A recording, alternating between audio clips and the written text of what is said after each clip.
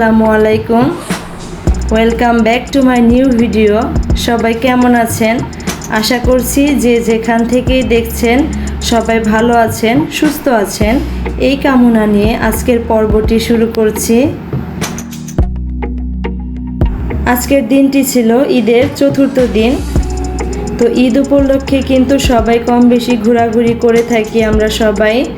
তো এই উদ্দেশ্যে আজকে আমরা সবাই মিলে পিকনিক করব, এটাই প্ল্যান করি। এখন আমরা রয়েছি মানিকগঞ্জে।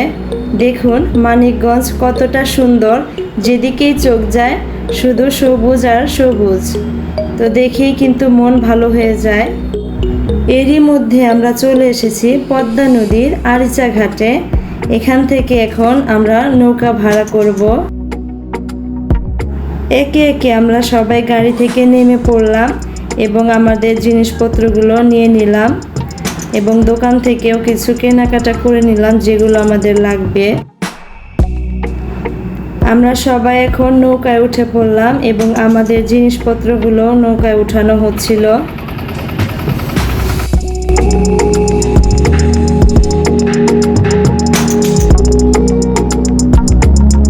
আমাদের নৌকাটি অলরেডি ছেড়ে দিয়েছে।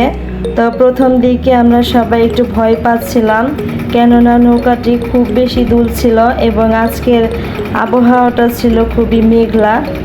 তো এখন দেখলাম যে না, কোনো সমস্যা নেই, সবার কিন্তু অনেক ভালোই লাগছিল।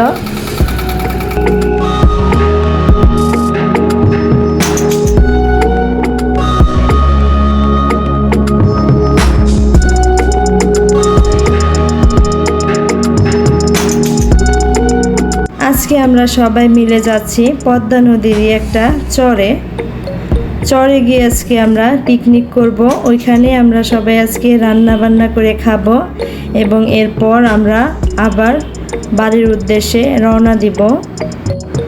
আমাদের এখান থেকে যেতে নাকি 40 থেকে 50 মিনিটের মতো লাগবে। তো আজকের আবহাওয়াটা কিন্তু খুবই সুন্দর ছিল এবং মন ভালো করার মতো একটা পরিবেশ ছিল আজকে। সবার কিন্তু অনেক ভালো লাগছে। নদীতে নৌকা ভ্রমণ কিন্তু কম বেশি সবারই অনেক পছন্দ। তো যেমন এটা পছন্দ, তেমনি প্রথম দিকে কিন্তু একটু ভয়ও লাগে। যেমন আমাদের সবার কিন্তু প্রথমে অনেক ভয় লাগছিল, যেহেতু নৌকাটা খুবই হেলে দুলে চলছিল। তো এখন মনে হচ্ছে যে না, স্থির আছে, সব কিছু মিলিয়ে অনেক ভালো লাগছে।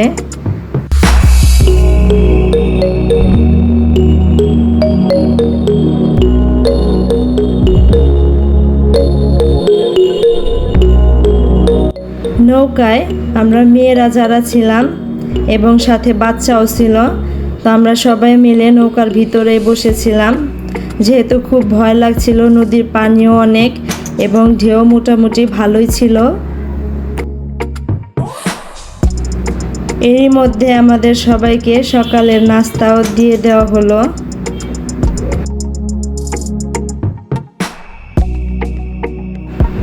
আমরা কিন্তু আমাদের গন্তব্যের প্রায় কাছাকাছি চলে এসেছি। এখন আমরা সবাই ভাবছিলাম যে কোন চরে নামবো।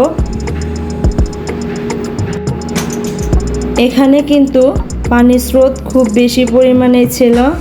এটা বোঝাই যাচ্ছে যে এত স্রোতের কারণে কিন্তু এই যে নদীর পাড়গুলো ভেঙে গেছে এবং গ্রামটা আস্তে আস্তে বিলীন হয়ে যাচ্ছে। আমরা সবাই কিন্তু জানি প্রকৃতিগতভাবেই নদীর এক পার ভাঙে এবং অপর পার গড়ে। তো এই যে দেখতে পাচ্ছেন যে পাড়টা, এটা কিন্তু বিশাল আকারে ছিল এবং পুরোটা একটা গ্রাম ছিল। তো গ্রামের অর্ধেকটাই কিন্তু পানির তলে তলিয়ে গেছে। ওই যে দেখতে পাচ্ছেন নদীর মাঝখানে কতটুকু জমি, ওইটা কিন্তু দেখে একটা দ্বীপের মতো মনে হচ্ছে, যেটা কিন্তু গ্রাম থেকে বা চরের যে জমিটা ওইটা থেকে বিচ্ছিন্ন হয়ে গিয়েছে। দেখতেই পাচ্ছেন পানির কত স্রোত। তো আমরা যেখানে যাচ্ছিলাম, আমাদের গন্তব্য যে চরে, ওইখানে যেতে কিন্তু আমাদের নৌকার খুব বেশি ঝামেলা হচ্ছিল।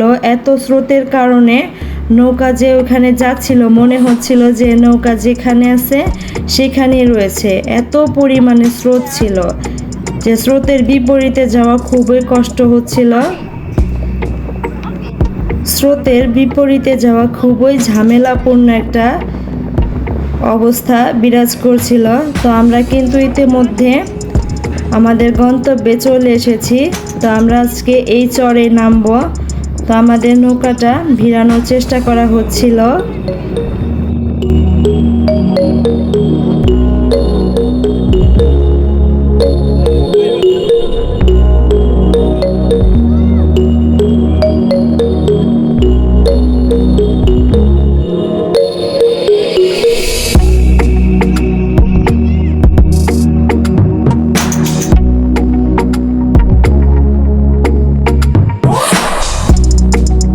আমরা সবাই আজকে এখানে নামবো।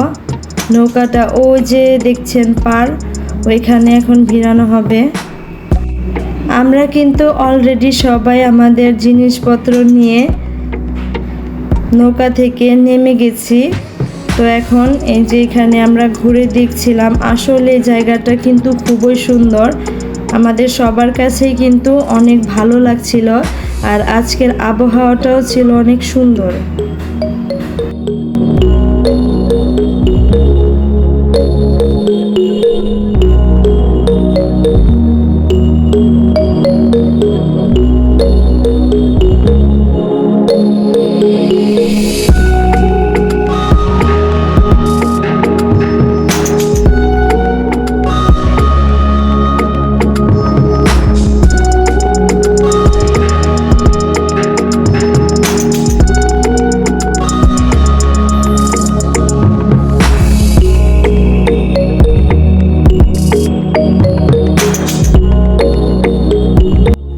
এইদিকে কিন্তু লোকজন এখনো বসবাস করে।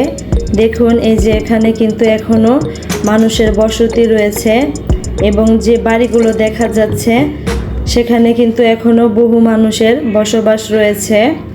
তবে পার ভাঙতে ভাঙতে কিন্তু গ্রামের প্রায় কাছাকাছি চলে এসেছে। এখানে কিন্তু এখনো অনেক আবাদি জমি রয়েছে।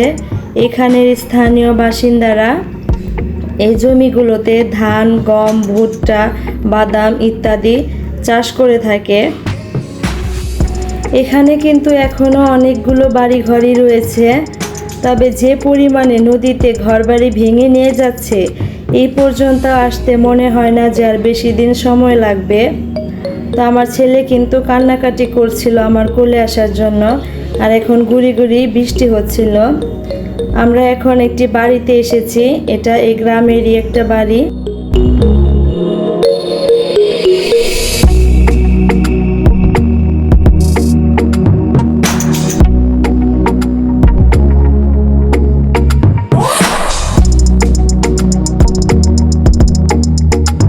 তো এই বাড়ির লোকজন নাকি আমার মামাতো বোন এবং ভাবির আগে থেকে পরিচয় ছিল। তাদের বাড়ি ঘর নাকি এর আগেও একবার নদীতে ভেঙে গেছিল। এরপরে যে আমার এই ভাবিদের বাসার পাশে এরা জমি ভাড়া নিয়ে বেশ কিছুদিন ছিল। এরপর আবারও এই চরে এসে বাসা তৈরি করেছিল। তো এখন মনে হয় আবারও ওনাদের যেতে হবে। তবে মনে হচ্ছে এই চর আর বেশি দিন টিকবে না, কেননা যেভাবে নদীতে চর ভেঙে নিয়ে যাচ্ছে, এতে করে এখানে তাদের আর বসবাস করা হবে না। তো এখানে যারা স্থানীয় আছে বা এই যে বাসার লোকজনদেরকে বলছিলাম তারা এখানে কত বছর যাবত আছে, তারা বলেছিল যে 12 বছর যাবত তারা এখানে রয়েছে।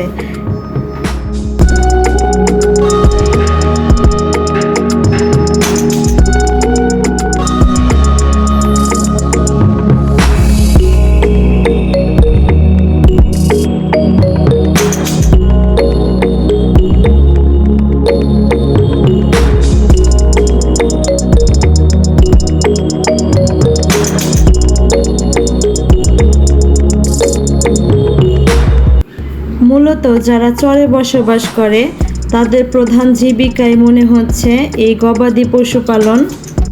কারণ আমরা যখন থেকে চরে এসেছি তখন থেকেই দেখছি চরে বহু সংখ্যক গরু রয়েছে। এই যে ছেলেটিকে দেখতে পাচ্ছেন, ও হচ্ছে অনেকগুলো গরু লালন পালন করে, এখানে এসে ঘাস খাওয়ায়। তো ওকে জিজ্ঞেস করছিলাম যে ওদের কতগুলো গরু আছে। ও বলছিল অনেকগুলো। এরপর বলল মোট 11টি গরু আছে এবং একটি গরু নাকি কোরবানির ঈদে বিক্রি করেছে। আমরা প্রায় অনেকক্ষণ যাবৎ চরের গ্রামগুলো ঘুরে ঘুরে দেখছিলাম। তো এরই মধ্যে আমাদের তাঁবুর কাজ এখনও চলছে, প্রায় শেষের দিকে। তো এখানেই কিন্তু আমাদের বসার ব্যবস্থা করা হবে এবং এখানে রান্না করা হবে। যেহেতু গুড়ি গুড়ি বৃষ্টি পড়ছে, কখন জোরে বৃষ্টি চলে আসে বলা যায় না, যেহেতু আমাদের সাথে বাচ্চারাও ছিল, এই জন্য আগে থেকে এই ব্যবস্থা করা হয়েছে।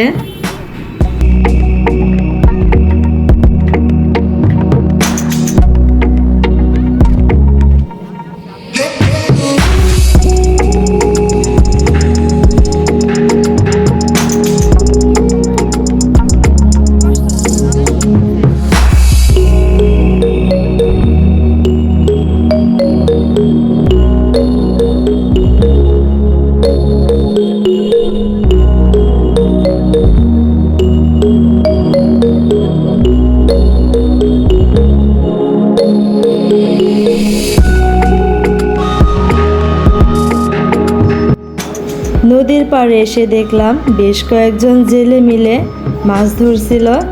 তাদের জালে কিন্তু ছোট মাছগুলোই ধরা পড়েছে। এখানে কিন্তু একটিও বড় মাছ দেখতে পেলাম না। তো এই দৃশ্য দেখে এখানে এসে দাঁড়ালাম।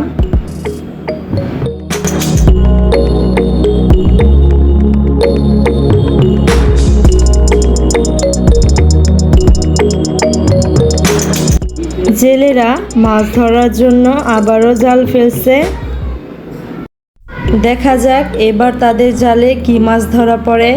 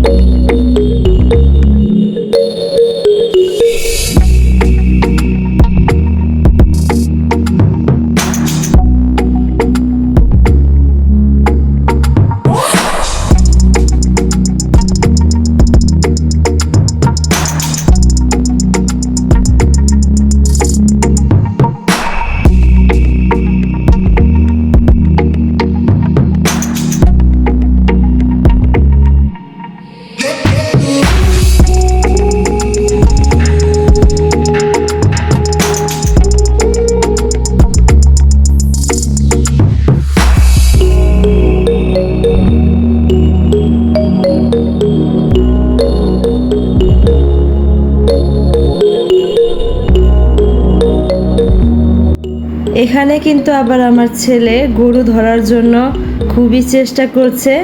যেহেতু আমি তাকে গরু ধরতে দিচ্ছি না, এজন্য কিন্তু সে আমার প্রতি খুবই বিরক্ত হচ্ছে।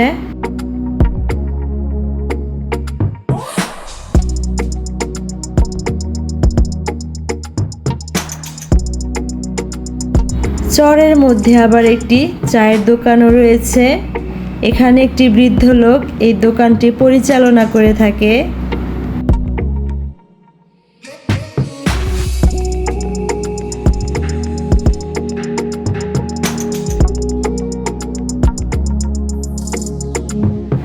আমাদের তাহামনি এখানে আপন মনে খেলা করছিল এবং আমি ওর ভিডিওগুলো করছিলাম।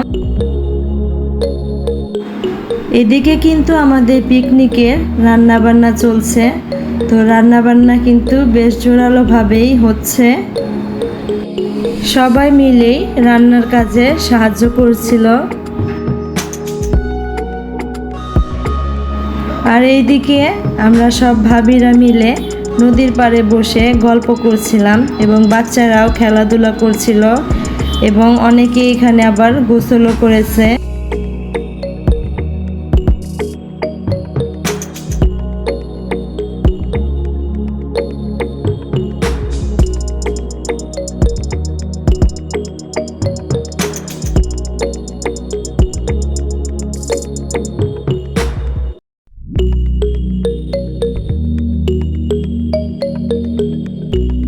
এই যে দেখছেন গরুগুলো, ওরাও এখন এখানে গোসল করবে।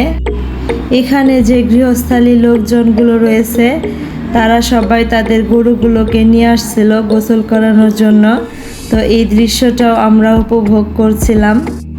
প্রকৃতি যে কতটা সুন্দর, আমরা সবাই যদি প্রকৃতিতে না মিশি তাহলে কখনোই প্রকৃতির এই সৌন্দর্যটাকে উপভোগ করতে পারবো না। আমাদের সবারই এই চরে এসে কিন্তু খুবই ভালো লাগছিল। তবে আরও একটি কথা, আমরা এই চরে এসে যে আনন্দটা উপভোগ করছি, আসলে এই চরের মানুষের জীবন জীবিকা কিন্তু খুবই কষ্টকর। তাদের কিন্তু প্রতিনিয়তই ঘরবাড়ি ভেঙে এক স্থান থেকে অন্য স্থানে নিয়ে যেতে হয়। তো তাদের জীবন কিন্তু শুরু থেকে শেষ পর্যন্তই কষ্টেই কাটে। এইদিকে আবার আমাদের রান্না বান্না শেষ, এখন সবাইকে খাবার পরিবেশন করা হচ্ছে। তো এরই মধ্যে কিন্তু বিকেল গড়িয়ে প্রায় সন্ধ্যা হতে চলেছে। এই পর্যায়ে আমরা সবাই মিলে আজকের পিকনিকের খাওয়া দাওয়াটা সেরে নিব। সবাই মিলে এভাবে খাওয়ার আনন্দটাই কিন্তু অন্যরকম। তো আমরা এই আনন্দটা উপভোগ করার জন্যই কিন্তু আজকে এই পিকনিকের প্রোগ্রামটা করেছিলাম। আমাদের সবার খাওয়া দাওয়া শেষে এখন আমরা সবাই মিলে একটু ছবি তুলছিলাম, যেন এটা স্মৃতি হয়ে থাকে।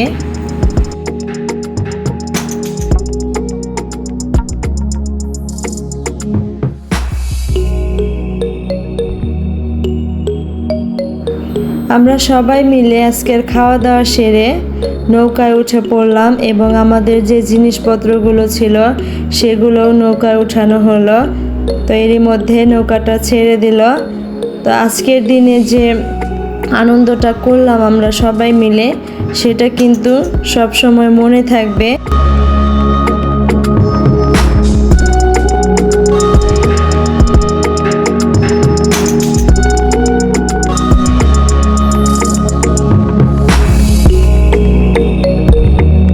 আমাদের বের হতে প্রায় সন্ধ্যা হয়ে গিয়েছিল, এখন কিন্তু সূর্য প্রায় অস্ত হওয়ার দিকে।